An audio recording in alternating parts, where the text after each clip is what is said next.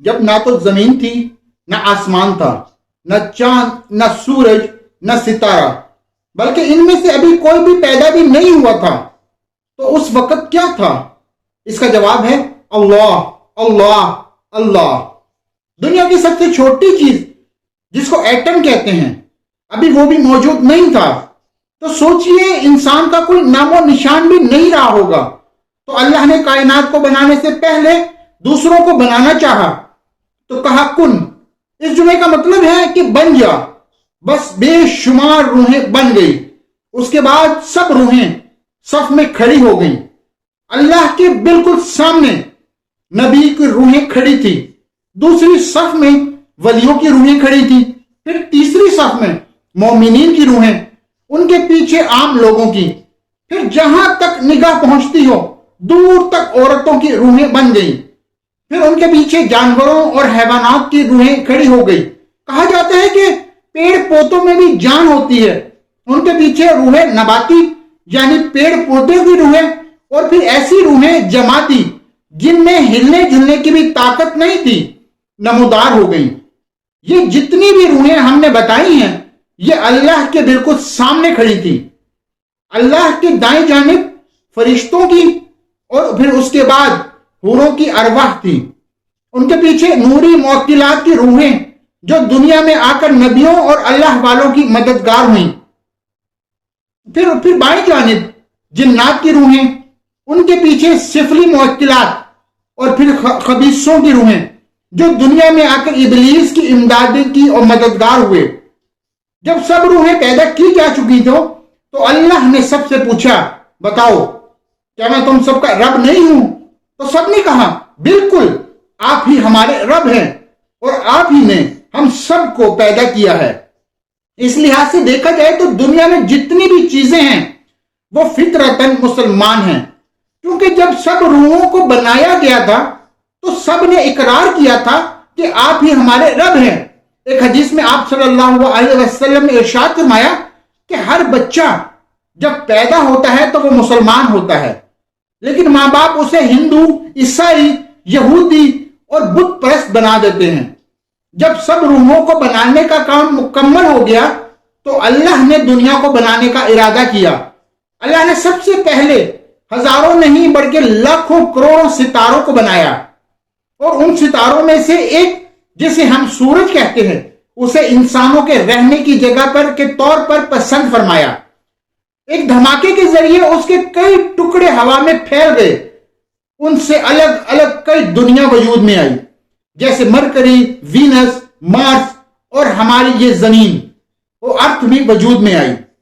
سب سے پہلے ہماری زمین یعنی ارتھ پر جمادی روحوں کو بھیجا گیا۔ جمادی روحوں کے بارے میں آپ جان چکے ہیں کہ ہلنے اور چلنے پھرنے کی طاقت نہیں ہوتی ان کے پاس، تو ان روحوں کے ذریعے بے جان سی مٹی میں جان پیدا ہو گئی۔ اب ان سے مٹی پر کچھ بھی اگایا جا سکتا تھا۔ پھر نباتی روحوں کو بھیجا گیا جس کی وجہ سے مٹی میں پیڑ پودے نکل آئے۔ پھر حیوانی روحوں کو دنیا میں بھیجا گیا، ان روحوں کو آتے ہی پوری زمین پر جانور پھیل گئے۔ ان روحوں سے اللہ نے ہر طرح کے جانوروں کو پیدا فرما دیا۔ پھر اللہ نے انسانی روحوں کے امتحان کے لیے دنیا میں عجیب عجیب اور خوبصورت چیزیں بنائی، پھر ان میں اپنی طرف کھینچنے کا مادہ پیدا کر دیا تاکہ وہ لوگوں کو اپنے طرف اٹریکٹ کریں۔ اس کے بعد انسانی روحوں کو کہا کہ اگر کوئی ان کو طلب کرنا چاہتا ہے اور ان کو حاصل کرنا چاہتا ہے تو کر لے۔ بے شمار روحیں اللہ سے منہ موڑ کر دنیا کی طرف لپکی اور دوزخ ان کے مقدر میں لکھ دی گئی۔ پھر اللہ نے روحوں کو جنت کا نظارہ کروایا جو دنیا کے پرکشش نظاروں سے بھی کہیں زیادہ بہتر تھا۔ بہت سی روحیں ادھر لپکی، ان کے مقدر میں جنت لکھ دی گئی۔ بہت سی روحیں ایسی بھی تھی جو کوئی فیصلہ نہ کر پائیں، انہیں پھر رحمان اور شیطان کے درمیان چھوڑ دیا گیا۔ وہی روحیں دنیا میں آ کر بیچ میں پھنس گئیں، پھر جس کے ہاں جو لگ گیا اس کا حشر اسی کے ساتھ ہوگا۔ بہت سی روحیں اللہ کے جنمی کو دیکھتی رہی، جب ان کو دنیا دی اور نہ جنت کی طلب ہوئی تو اللہ کو ان سے محبت اور انہیں اللہ سے محبت ہو گئی۔ انہی روحوں نے دنیا میں آ کر اللہ کے خاطر دنیا کو چھوڑ دیا اور جنگلوں میں اپنا بسیرا کر لیا۔ جس اللہ پاک نے روحوں کو بنایا تھا اسے یہ بھی پتا تھا کہ اسے دنیا میں زندگی گزارنے کے لیے بہت سی چیزوں کی ضرورت پڑے گی. پھر اس نے روحوں کی ضرورت اور دل لگی کے لیے 18,000 قسم کی مخلوقات بنائیں. 6,000 پانی میں رہنے والی، 6,000 زمین میں رہنے والی اور 6,000 ہوا میں اڑنے والے جاندار پیدا کیے. پھر اللہ نے 60 قسم کی جنت اور 7 قسم کے دوزخ بنائے. 7 جنتوں کے نام یہ ہیں: جنت الخلد، دار السلام، دار القرار، جنت العدل، جنت المأوى، جنت النعیم، جنت الفردوس. 7 جہنموں کے نام یہ ہیں: سقر، سعیر، نطع، حطمہ، جہیم، جہنم، ہادیہ. سب مذاہب کے عقیدہ ہے کہ جسے اللہ چاہے دوزخ دے اور جسے چاہے جنت میں بھیج سکتا ہے. اگر وہی سے کسی روح کو دوزخ میں بھیجا جاتا تو وہ اعتراض کرتی کہ میں نے کون سا جرم کیا تھا، تو اللہ کہتا ہے تو نے میری طرف سے منہ موڑ کر دنیا کو پسند کیا تھا اور اس سے طلب کرنا چاہا تھا. پھر روح کہتی کہ وہ تو صرف نادانی میں ہو گیا تھا، اس پہ عمل تو نہیں کیا تھا. اسی حجت کے پورا کرنے کے لیے اللہ نے روحوں کو انسانی جسم میں اس دنیا میں بھیجا تاکہ اس کو آزمایا جا سکے. آدم علیہ السلام جو دنیا میں سب سے پہلے آئے، جنہیں ہندو دھرم میں شنکر جی یا پھر منو کے نام سے بھی جانا جاتا ہے، عیسائی اور یہودی وغیرہ ایڈم کے نام سے جانتے ہیں، مٹی سے ان کی باڈی کو بنایا گیا. پھر ان کے جسم میں انسانی روح کے علاوہ کچھ اور مخلوق کو بھی ڈال دیا گیا.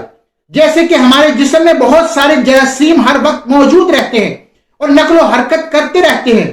کچھ ہمارے فائدے کے لیے بھی ہوتے ہیں اور کچھ نقصان دہ ہوتے ہیں جسے ہم بیمار پڑ جاتے ہیں. بہرحال ایک روایت کے مطابق کہ جب انسان پیدا ہوتا ہے تو اس کے ساتھ ایک شیطان جن بھی پیدا ہوتا ہے. پھر آدم علیہ السلام کے بائیں پسلی سی ایک عورت کو بنایا گیا. پھر اس میں روح ڈال دی گئی جس کو ہم ماں حوا کے نام سے جانتے ہیں. آدم علیہ السلام اور حوا دونوں کو جنت میں بسایا گیا تھا، لیکن بعد میں کسی غلطی کی وجہ سے ان کو دنیاوی زمین پر اتار دیا گیا. آدم علیہ السلام کو سری لنکا اور ماں حوا کو جدہ میں اتارا گیا تھا. پھر ان دونوں کے ذریعے انسانوں کے پیدائش شروع ہو گئی. پھر آسمان سے باقی روحیں بھی سلسلہ وار آنا شروع ہو گئی تھی. پھر جو روحیں جس خاندان میں آئیں وہ اسی کی مطابق ڈھل گئی. کچھ ہندو بن گئی، کچھ عیسائی اور کچھ مسلمان بن گئی. لیکن ان میں سے بھی کچھ روحیں اپنا اصل مقصد سمجھ گئی تھی کہ ہمیں دنیا میں کیوں بھیجا گیا ہے.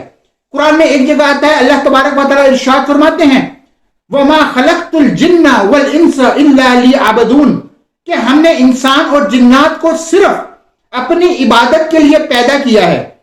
ہم سب کو دنیا میں جس مقصد کے لیے بھیجا گیا ہے اللہ ہم سب کو اس پر چلنے کی توفیق عطا فرمائے. آج کے لیے اتنا ہی، پھر ملتے ہیں انشاءاللہ کسی نئے اور انٹرسٹنگ ویڈیو کے ساتھ. جب تک کے لیے لائک اور فالو اور سبسکرائب ضرور کیجیے گا. اللہ حافظ. السلام علیکم ورحمۃ اللہ وبرکاتہ.